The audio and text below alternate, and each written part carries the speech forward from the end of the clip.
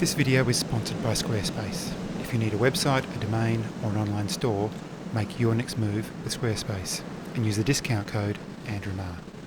G'day guys, I've quickly come down to Burns Beach this evening because we've got some quite interesting clouds in the sky. It's going to be pretty quick because the sun is only just a couple of minutes away from setting, but I'm hoping that as it sets some of the light's able to get underneath the reasonably low clouds and we'll be able to get some reflected light off the bottom of those clouds. Then we'll take the image and I'm going to take it home and I'm going to walk you through how I edited that image. So that should be a lot of fun. Anyway, I'm going to find a composition quickly, set up, and then I'll take you through what I found.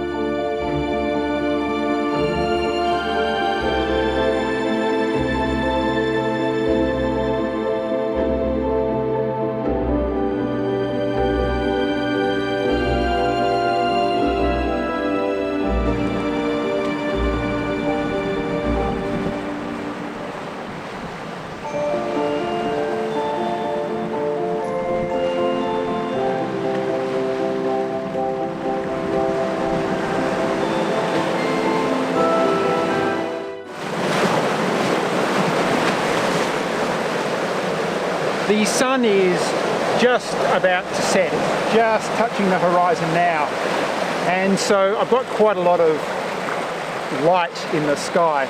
I've got a 0.9 graduation on the top just to cut out some of that light, but with the sun still there, it's still very, very bright. So I'm just playing around with the aperture. I've got the aperture at 22, which of course is going to introduce diffraction, but what I'm actually trying to do is, as it's setting, trying to get that starburst effect on the horizon. I'm trying to get my shutter speed at 1/3 of a second because of the speed at which the water is coming in with the waves, and there's a rock ledge just to my left here which is pointing out quite nicely to the sun. So my composition is taking this as a leading line, and then I've got another rock just in the foreground with some nice moss on it, which will hopefully catch some of the light just as the sun sets. So now with the sun just setting, what I've done is I've opened up my aperture to f11, which allows me to then bring my shutter speed to a quicker shutter speed. It's now 1/3 of a second. And I'm trying to time it so that I get a wave that comes over this rock, just like this one here, at a particular angle, and then hit the shutter just as the water comes over that rock, but hasn't hit the rock down in the foreground. And the reason for that is I don't really want any water over that rock in the foreground there, because I want the moss which is on the rock to be a feature in the foreground. So the clouds that were in the sky haven't quite disappeared, but they've reduced quite a bit. There's a few clouds that are right on the horizon, so I angled the camera so that the sky was only in the top third, and the bottom 2/3 are all about this foreground.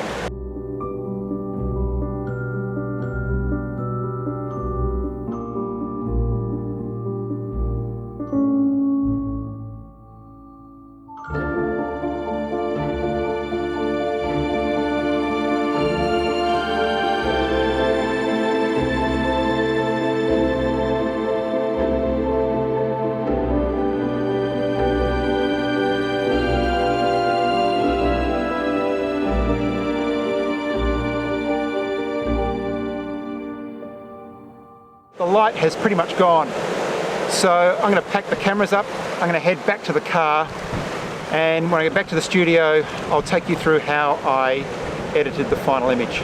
Thanks to Squarespace for sponsoring this video. I've been using Squarespace to build and run my own websites for years, so I can genuinely recommend them. They've managed to get this great balance between gorgeous templates that you can use straight away and providing the ability to customize a template so you can get the feel you're after for your website. When I started using Squarespace, I wasn't too sure what I was after, so I just chose one of their templates that looked great and started uploading my images. The good thing is that a lot of these templates are specifically designed for photographers, so your images are automatically displayed beautifully on your website. Later, when I wanted to change things up, I went over to the design area and I adjusted a few options, like the font I was using as the main text and the color and the size of the headings. Because I was adjusting the template, the changes were automatically pushed out across my website. It's just so easy. You can start your free trial at squarespace.com, and if you do check them out and you want to go ahead with a website, go to squarespace.com/Andrew Marr to get 10% off your first purchase. All right, so I'm back in the studio and I'm going to take you through how I edited this image here. Of course, you've already seen the final version, but I'm just going to step through what I did to edit this in Lightroom. Just before I do though, I thought I would just quickly talk about my editing setup because I do get a couple of questions about it. I edit at the moment on my MacBook, which is just over here. It is a 2018 MacBook Pro. I think it's an i7. It's not the top spec one, but it's pretty good. It does the job. It does all what I need it to do in terms of when I'm editing my images, and of course the video editing as well, which is probably more taxing. So when I'm out on location, I use the MacBook to do most of my editing, but when I'm back home, I like to plug it into a larger screen. And at the moment, I'm using the SW270C monitor from BenQ. BenQ has kindly sent this out for me to try out. And the short story is I'm really loving using this monitor.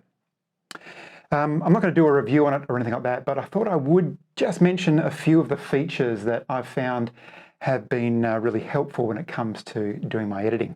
The first, of course, is its size. It's the 27-inch, which is a nice size, particularly given how far away I generally sit from the monitor. I don't think I'd want a bigger monitor than the 27. I think they do provide monitors that are bigger, but 27 I find is a really good size. And it's got a very thin bezel around the outside, so the actual size of the monitor is not much bigger than the 27-inch. You'll also notice that it's got the hood here, which I didn't think I would like that much, but I really enjoy editing with the hood on.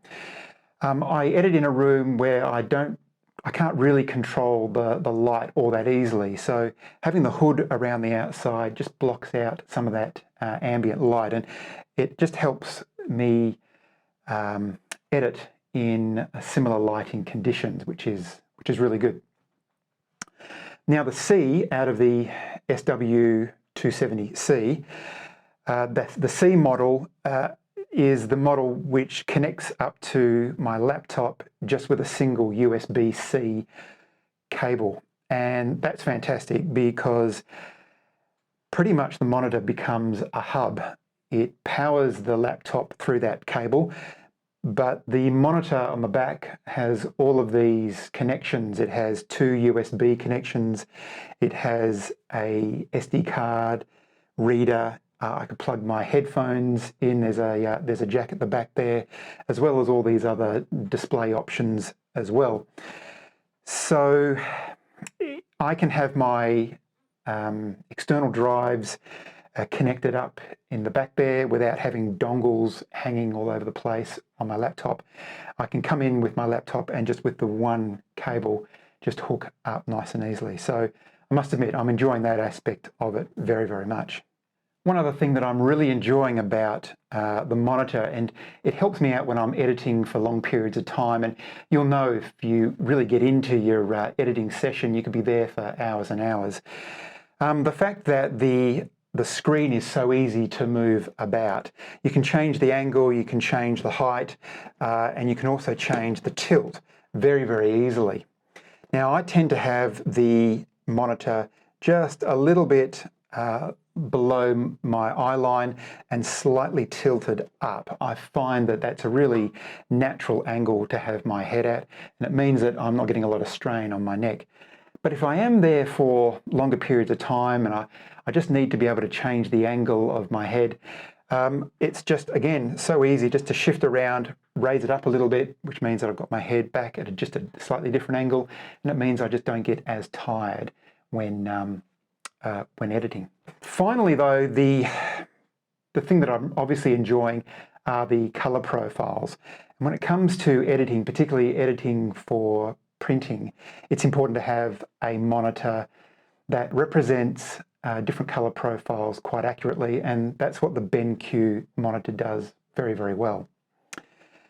My workflow is I edit my images in Lightroom or Photoshop, and when I do so, I like to have the monitor in Adobe RGB profile, and then if I move that image across into my video, then I need to move the color profile across to sRGB. So I'm switching between the two, and what makes that really easy is this little puck that the monitor comes with. And out of the factory, it is programmed so that button 1 is Adobe RGB, and then button 2 is set up to flip the monitor across to sRGB. I think the third one is set up for a black and white profile, but I've set it up to be a profile called MBook, which represents the same profile as my MacBook, which I find really easy as well. But pretty much it's Adobe RGB and sRGB that I find that I jump between the two.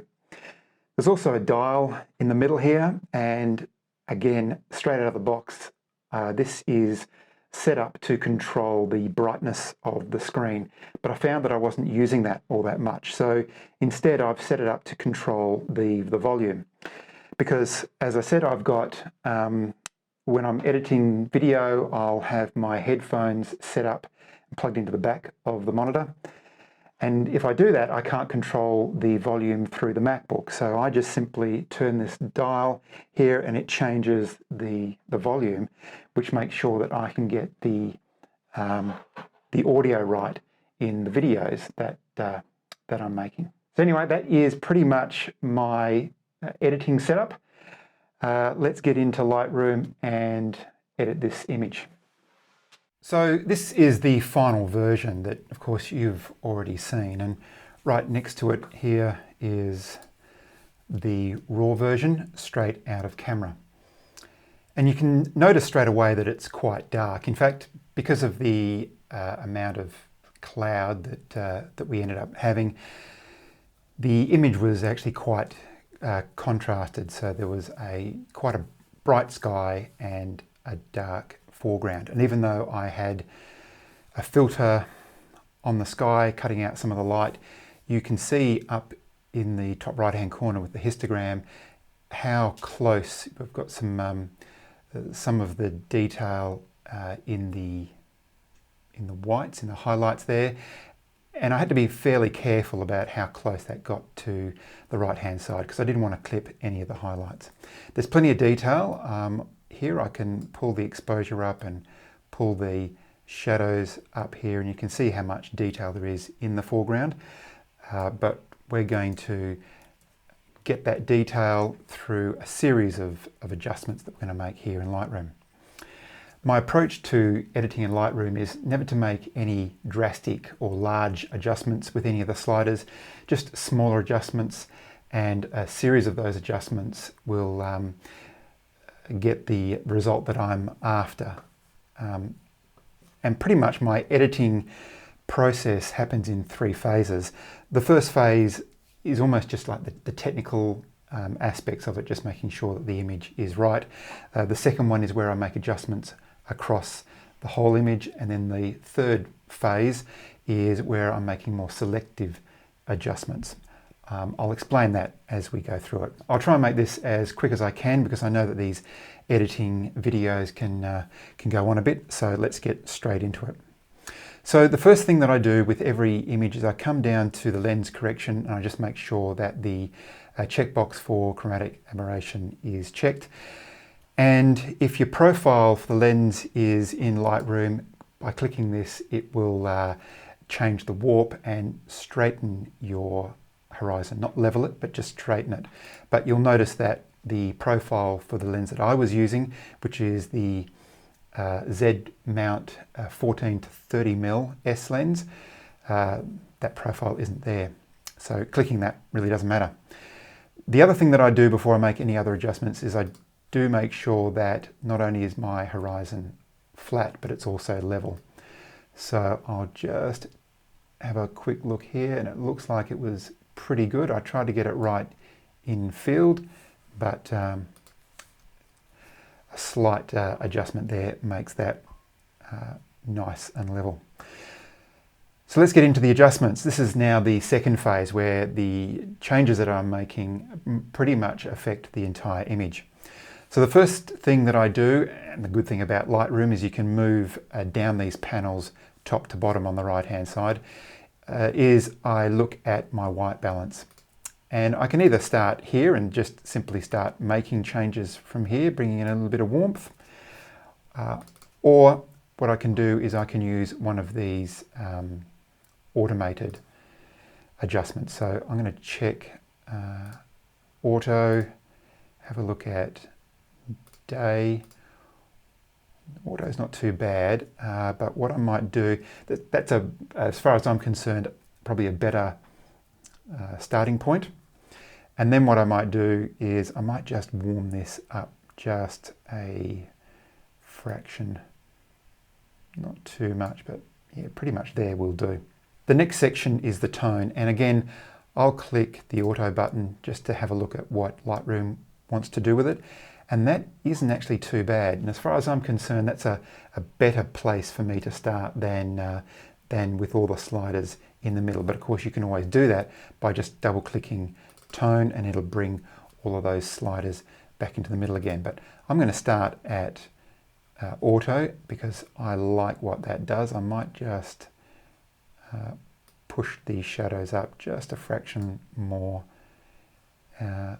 Yeah, look, I think I'll leave it there. I might bring down the contrast maybe just a little, maybe not as high as that. You'll notice that the next section, presence, doesn't have an auto, and there's a whole range of different sliders here. The texture one is one that's been introduced to Lightroom recently, and I tend to use that when I'm bringing out the detail in the rock. But overall I won't touch that, but I will bring up the clarity just a little bit. And of course if you slide it left to right you can see the effect that it's having on the image, but I don't want that much of effect. Yeah, pretty much 10, maybe just a fraction less. I'm happy with that. And with the dehaze, again, really good if you've got a lot of mist and things like that. If I slide it left and right you can see the effect that it's having on the image. The more to the right, the darker it gets, but it also increases the saturation of some of the colors, so you've got to be careful with that. So normally I bring it to the right because I'm trying to cut through some mist or something like that, but on this particular day there wasn't a lot of mist around, so in actual fact I'm just going to bring it down just a tad, not too much. Probably there will be around about enough. Now the last two in this basic panel is vibrance and saturation, and I will bring up the vibrance just a little bit more than what it's suggesting. So vibrance increases the color that is already there, whereas saturation has a tendency to just introduce a little bit of color. So I don't like to do that over the entire image, but the next section down, the next panel down, is where I do like to adjust the saturation because I'm only adjusting certain channel colors. Again, what I like to do is grab the slider and bring it to the left and right to see what sort of or what part of the image is being affected. I don't think the red is going to be doing much, but the orange does look like it's doing something. So I'm just going to add a little bit more orange. I might do the same with the yellow and just bring that up just a fraction, maybe not that much. If you're familiar with the way that the yellow channel works, the yellow also affects some of the green. So just keep your eye on that when you're adjusting it. Of course, I'm going to bring the greens up, maybe just a little bit more than the yellows, something like that. Maybe not that much. Aqua, I don't think that's going to really do much in my image. And I'm swinging it left to right and it's not doing much at all. But blue will, and what it's affecting the most, you'll see, is the foam or the water that's being pushed over those rocks. And I don't really like a lot of blue in my water. In fact, I don't like any of it if I can avoid it. So I'm actually going to bring that blue down probably to maybe 50 or 60, somewhere in between there. I don't think the purple's going to do much, and neither is the magenta. So I'm pretty much going to leave those two where they are. I will though come across to the luminance, and this adjusts how bright those particular colors are in your image. And so I'm just going to bring the orange down just a fraction, also with the yellows, because I'm really looking at those yellows in the sky more than anything else. The greens, I'm going to push the vibrance of that up a little bit, closer to 10 to 15. Now the aqua didn't do too much, but the blue channel, even though we decrease the saturation, if I swing it left to right, you can see it's going to affect the brightness of that water, which I like. I'm going to have to bring out a little bit more detail in that water, but I'm going to push it to, close to 20. 18 will do, 17 will do. The next panel down, I skip over the split toning.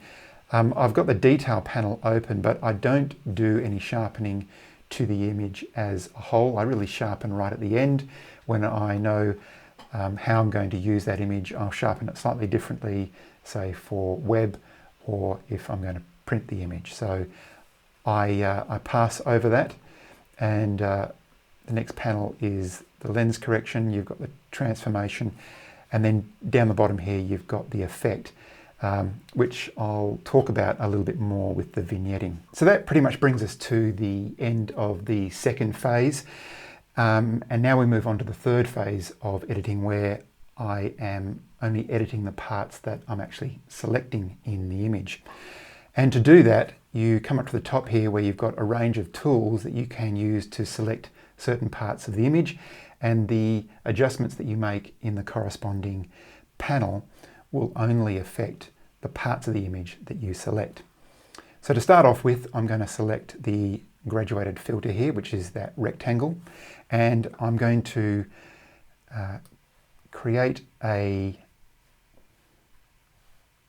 filter that comes from the bottom up, and I pretty much want that middle to be around about where the top of that rock is.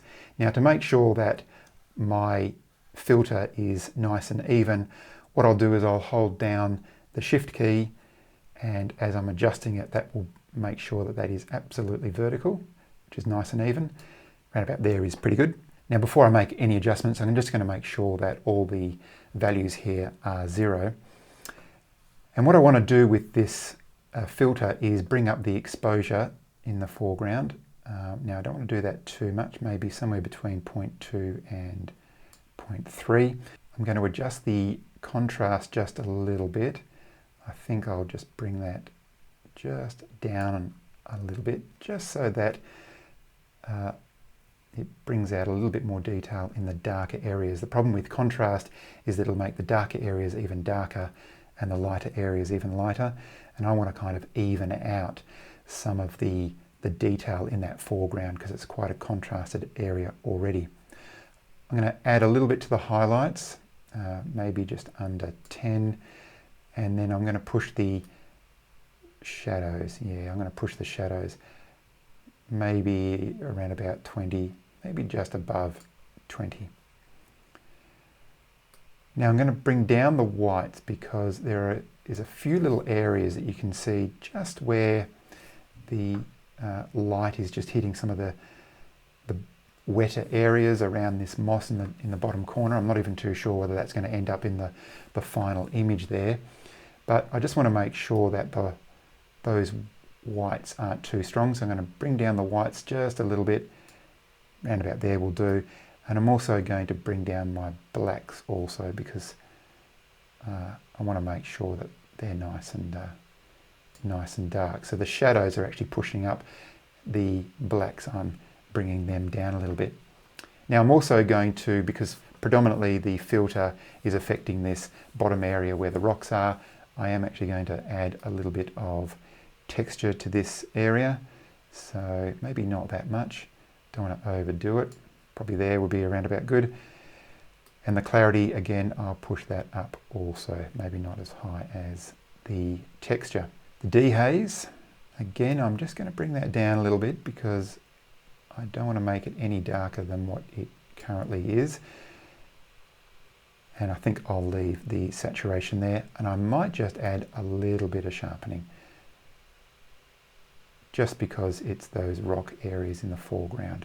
Again, I don't want to overdo it, and the majority of my sharpening will be at the end. Okay, so that's pretty much done for that filter. Now I'm going to add another filter. This time I'm going to add it from the top down. Again, I'm going to press Shift to make sure that it's nice and even. And I'm going to have the metal just sitting on the horizon there. So this time I'm going to be affecting the sky area. So the first thing I'm going to do is cool this part down. Just bringing in a little bit more blue, and I want to have the difference of the blue in the sky and also the yellow of that setting sun on the right hand side. So yeah, somewhere between 30 and 40 is looking pretty good. Right about there is fine. And I want to bring in a little bit of tint. I'm not too sure whether you're picking this up on the video, but in the center of the image, I've got some moisture in the air that was picking up some of the pinks, and you can see some of the pinks that is just moving across, stretching across to the right hand side. So by increasing the tint, it's just bringing that subtly into the image. Might just push that up a little bit more. Round about 16 looks good to me. That's the adjustments that I'll do with the filter. Now what I'm going to do is have a look at the rocks, particularly these rocks on the right hand side. So to do that, I'll click Done. I'll come over to the brush tool. I'll make sure that most of the values are zeroed. So before I start painting, I do want to bring the exposure up just a little bit so that I know where it's affecting the image. And what I might also do is just bring up the shadows. Maybe I'll bring it right up to 25, just so that I can see where it's affecting. Now I want to increase my brush just slightly, and I just want to paint in this area here where the rock is. I'll change my brush to a slightly different size just as the rock size changes. Just bringing in a subtle little bit of detail there.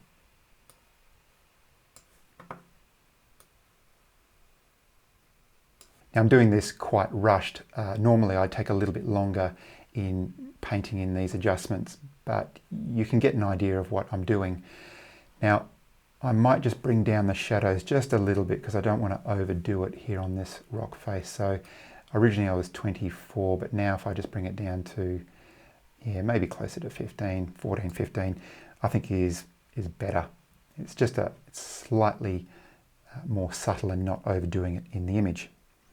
Now the next thing that I want to have a look at is the moss that's throughout the bottom of this image and again round to the right hand side, and to do that I need a new brush. So I'm going to click New here. I'm going to make sure that I've zeroed out the shadows, and again to zero out any value here you just double click the label and it zeroes it nice and easy for you.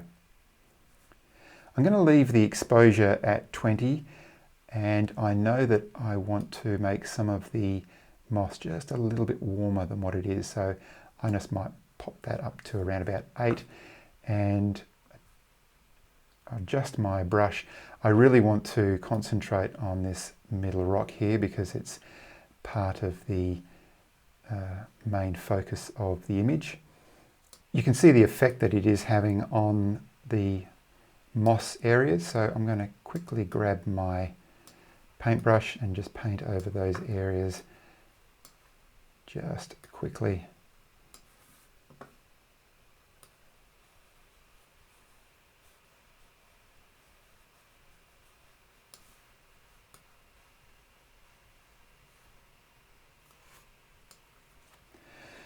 Now that I've painted the areas where the moss is, I'm going to just go back to my temperature. I'll probably leave. I'll come down to the highlights and just bring the highlights up just a fraction. You can see the effect that that is having on the moss there. Maybe not as high as 10. And then the shadows, I'm also going to bring them up maybe around about 10 as well. So that's the moss areas. The next area that I want to concentrate on is the water area. And again, I need a new brush to do that. So I'm going to click New and I'm going to zero out the exposure. But I am going to bring the whites up because I know that the whites I'm going to need to add some white to this water.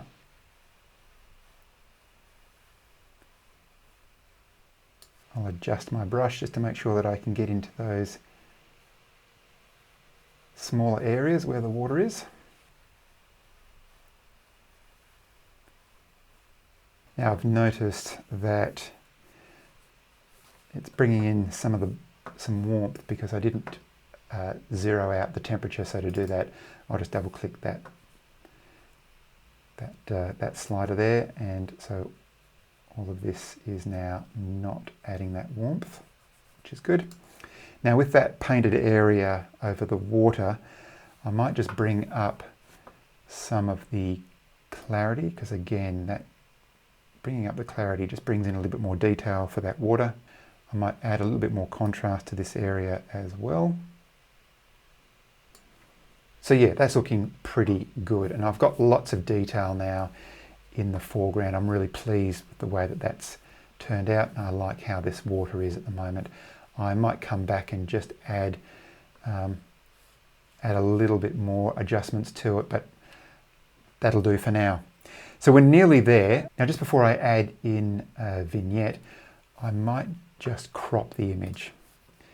So I'm having a look at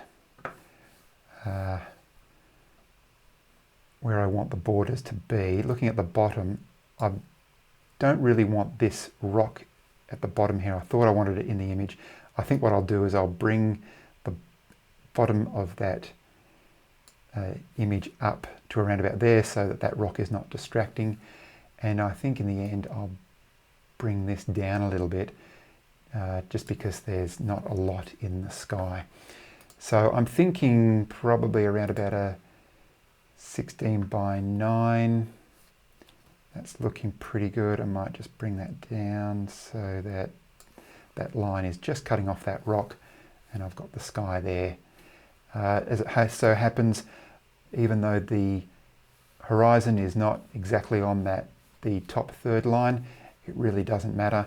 I think what's more important is I've got this rock here on the bottom third, which is quite nice to the eye, and then this leading line that's created by the rock falling over the water falling over the rock is crossing the bottom third on the left hand side as well. So that kind of really makes for a nice image, a nice composition. So I think I'll click done there.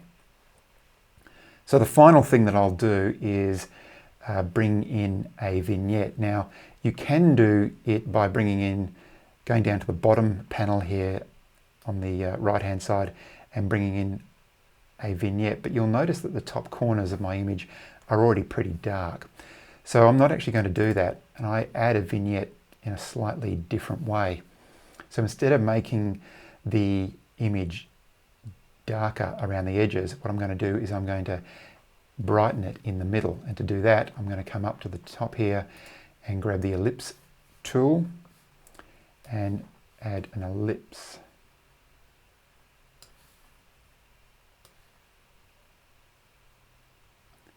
So I want it in the middle, and I probably don't want it that big. I'll just bring it down a little bit, bring it down so it's not going over that horizon. Around about there will do. You may also notice that if you hover over the middle of the ellipse, you can see what part of the image is going to be affected, and by default the outside of the ellipse is affected, and I don't want that. I want to brighten the middle part of this. So I'm going to click invert, and now I'm going to hang my cursor over the middle, and you can see that that's going to affect the middle of the ellipse, which is exactly what I want. So what I'm going to do now is I'm going to bring up the exposure just a tad, maybe 0.2, 0.3, something like that. That's looking pretty good to me.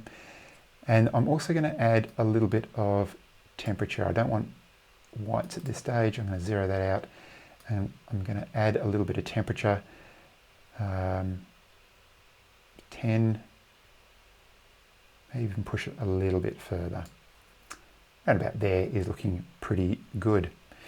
Now what I might also do, if I click done there, I might also just darken down these corners at the bottom here. I certainly don't need to do it to the top, but to do that I'll grab a brush and I'll zero the whites out. I'll come up to the effect here and I'll come down to burn, which is darken, and that just brings the exposure down to 0.3.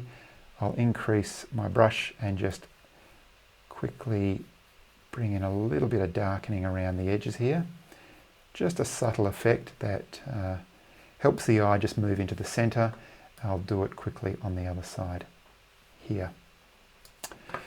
So that is pretty much where I want to leave this.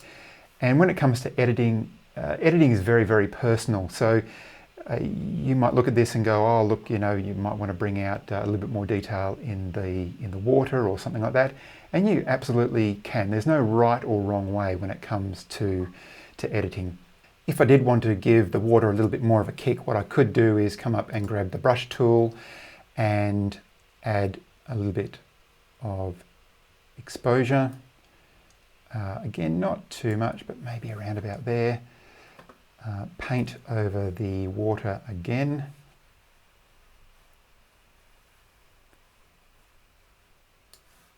And I could also increase the whites just a little bit as well, just to give that a little bit more of a punch. So that's pretty much it. You can keep on tweaking this around the edges, but you can see pretty much what I've done to edit this image. Guys, I hope you found the video helpful. If you did, please give the video a like and share it with your friends. If you have any questions about editing, then leave them in the comments below and I'll do my best to get back to them. If you're new to the channel, then why don't you check out some of my other videos. Typically, I go out on location and shoot landscapes and seascapes like this image. And if you haven't already, please consider subscribing so you don't miss out on my next video. But until next time, guys, thanks very much for watching.